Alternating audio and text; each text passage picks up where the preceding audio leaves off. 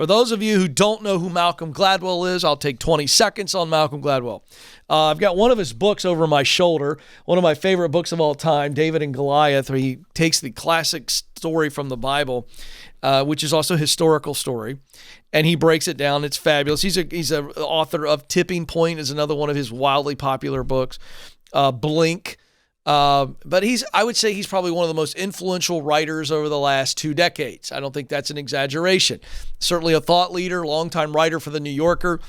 So he's just a really smart guy. He's had tremendous impact. Well, he recently went on a podcast, and he was trending yesterday. Over the weekend, the podcast was Diary of a CEO, hosted by a guy named Stephen Bartlett. And so Malcolm has a small business, and you'll hear him refer to this in the clip we're about to show you. So I'm going to show you a small portion of what Malcolm said, and it went bananas. And I think in some ways he's right, and I have mad respect for Malcolm. Full disclosure, I've interviewed him 5 times. So I know him. He contributed to my first book, One Question. But in his frustration, you're going to see some viable frustration. But this is a clarion call. When we see Malcolm's frustration, leaders, you better pay attention. And I'm going to break down what he fails to say.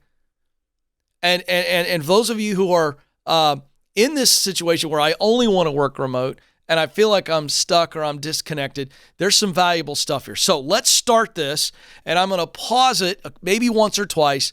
But this is Malcolm Gladwell addressing this is the viral comments that he made about remote working. Let's roll this. I've started this little company, this audio company with my friend Jacob Weisberg called Pushkin, produces all of our podcasts and others.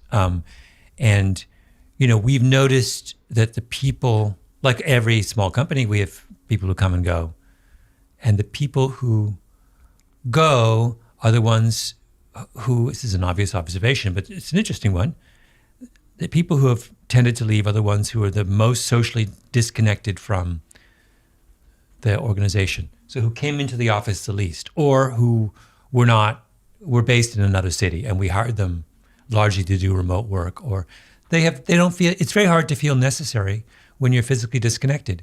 And, as we face the battle that all organizations. All right. I wanted to pause there just a second ago to catch this. He's absolutely right. I completely agree with him that you cannot feel truly a part of something if you are involved from a distance or you are involved intermittently. Let's just keep it simple. Okay. You just can't, whether that's going to a church, or a social club, or you decide to join a workout class. You're never going to have true connection and get the most out of that group, that tribe, if you want to call it that, when you are intermittently involved, so you're not consistently engaged and involved, and you are long distance. I mean, we talk about long distance relationships, how difficult those are, and they can be successful. So again, I'm not going to speak in broad generalities that it can't work. I'm not saying that. I'm saying he's absolutely right on this part. And then now his frustration begins to grow here as he's kind of talking about, well, the people that have left us, it was for this reason. All right, so let's keep going. Are facing now and getting people back into the office, it's really hard to explain this core psychological truth, which is we want you to have a feeling of belonging and to feel necessary. We want you to join our team. And if you're not here, it's really hard to do that. It's not in your best interest to work at home. I know it's a hassle to come to the office, but if you're just sitting in your pajamas in your bedroom, is that the work life you want to live, right? Don't you want to feel part of something? I mean... Okay, I'm going to pause. So the answer that he's asking is people do. So he's frustrated here, and he's asking this rhetorical question. The answer is even those very people that want to work from home, whether they're in their pajamas or not, they do want to be a part of something. But he's kind of getting frustrated. Like, why don't you want to be a part? And I'm going to address it in a second. But I wanted to point out, even if they're not showing up and say they don't want to show up, It does not mean that they don't want to be a part of something.